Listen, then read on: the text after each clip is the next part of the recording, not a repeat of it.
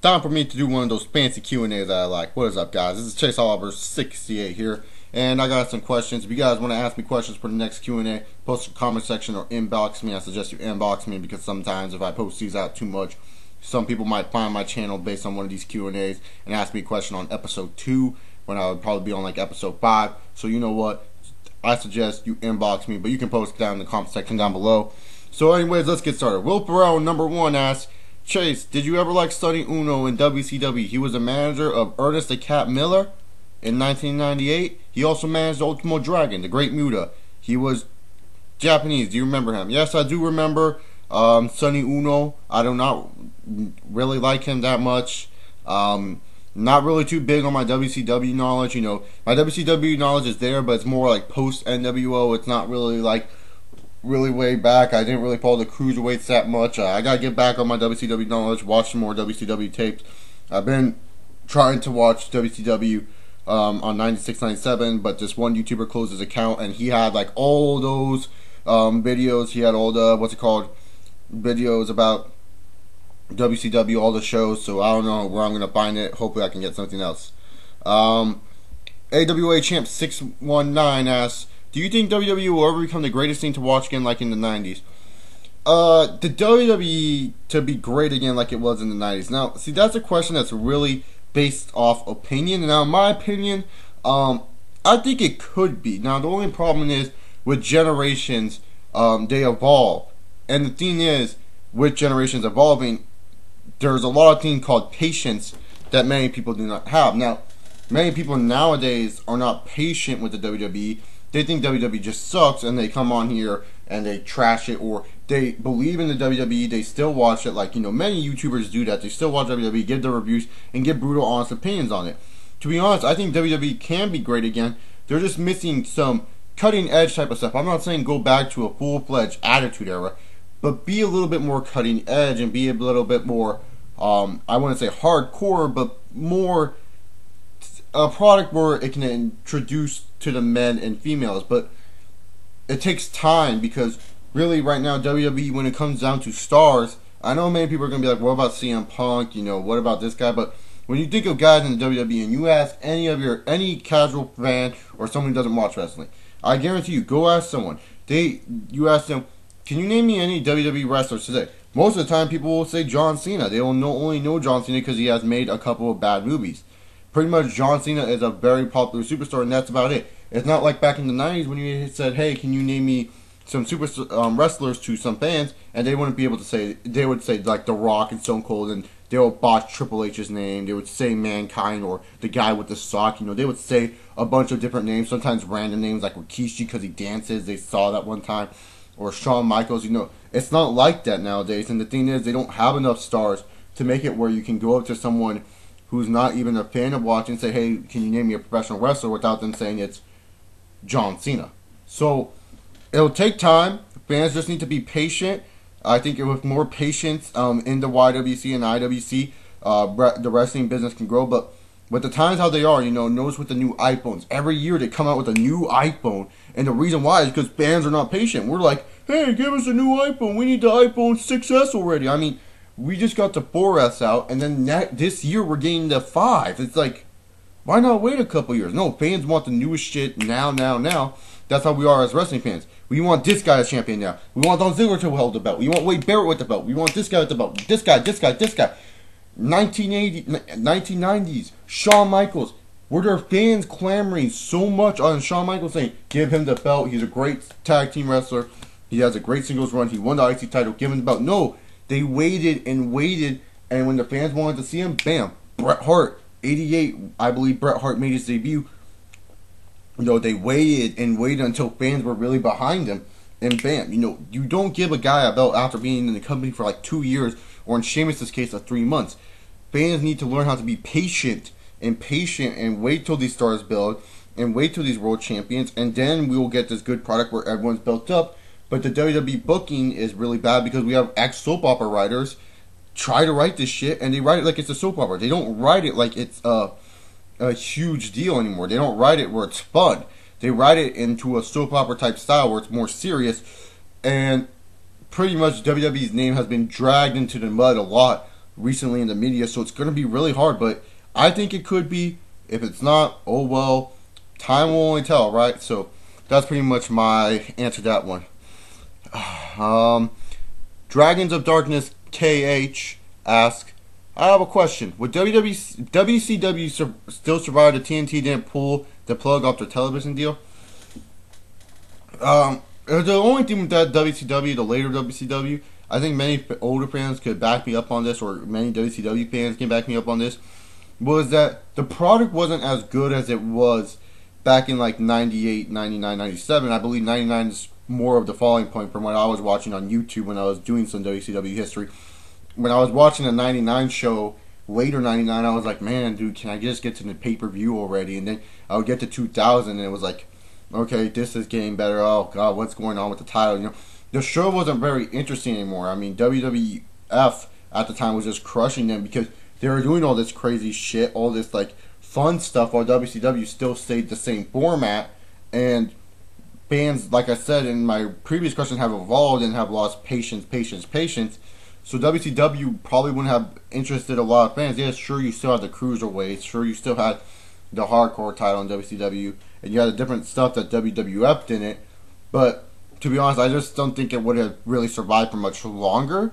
Maybe it would have survived maybe another year or two. Maybe it would have lost popularity. But I don't think it would have survived a very long time. I think in the end, like at 2004, maybe 2003, just a rough estimate, WCW would have been gone. And probably a lot of superstars would have been gone because they're not getting paid the right amount of money. But in all honesty, Ted Turner didn't really want WCW anymore. He just didn't feel like the product was going anywhere. He just didn't really trust it anymore, and he wanted to sell it. So, hell, that was his. What's your favorite food? My favorite food. Oh, well, to be honest, like, I don't have like a simple favorite food. My favorite food would have food style, I guess I would say, would be Mexican.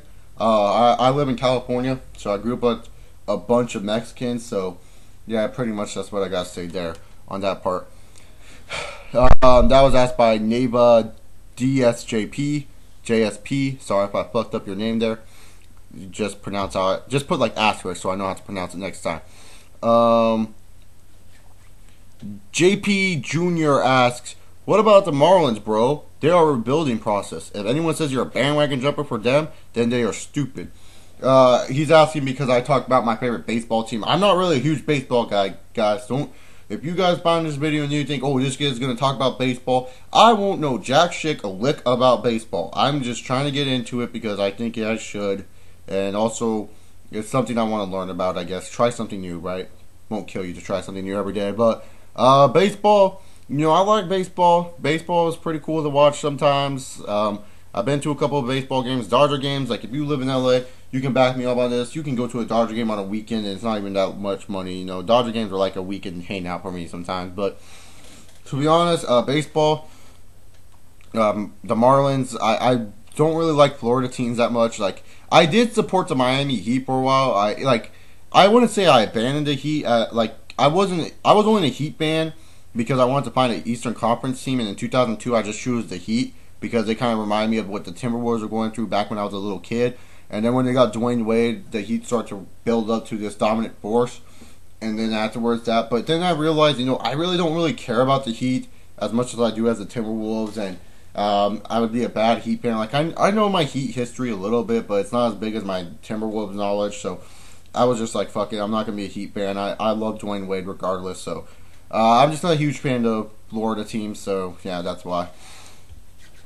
The Wrestling Wizards ask, sick username by the way, my question is, would you enjoy watching Bobby Roode versus Triple H in the WrestleMania main event for the WWE title?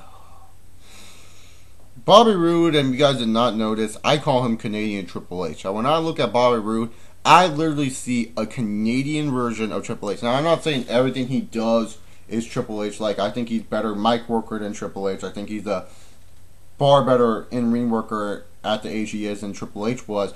But Bobby Roode, you know, he just reminds me a lot about Triple H. The hair, just the face, the nose, like, He just reminded me of a Canadian version of Triple H. And would I watch it? Yes, I would enjoy watching it because I feel they have like a similar in-ring style. Not too like similar, but very similar enough where you can say like when they hit the double A spineless, you can tell like, damn, dude, that looks just like Triple H's. To me, like I think they have a similar in-ring style, and also it depends on how they book the match. I'm a huge fan of like good storylines. I don't really like, I'm not like one of those people that go on here and say, oh, I need a good wrestling match. I don't need a bullshit match. I like many people probably will diss me for liking this match, but I liked John Cena and Great Khali at One Night Stand 08, and many are probably scratching their head saying that match sucked. But to be honest, the storyline and the build up to that match was very interesting. Seeing if Cena could actually pin the Great Khali. I mean, he made the Great Khali tap out, but Khali was just overpowering him when he came to the pinfall. Cena can't lift the Great Khali, and when Cena gets that moment and F's the Great Khali, that was cool to me. To be honest, it all depends on how WWE books it to where I care about it.